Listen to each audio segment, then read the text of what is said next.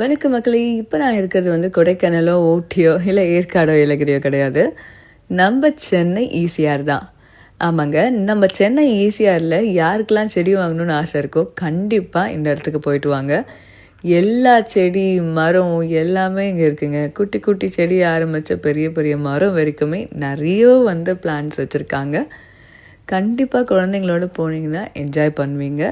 அது மட்டும் இல்லை, யார் யாருக்கெல்லாம் வந்து வீட்டில் செடி வளர்க்க பிடிக்குமோ அவங்களாம் இங்கே போய் ஒரு சின்ன விசிட் போட்டு வந்தீங்கன்னா அவங்க மைண்டே ரிலாக்ஸ் ஆகிடும்.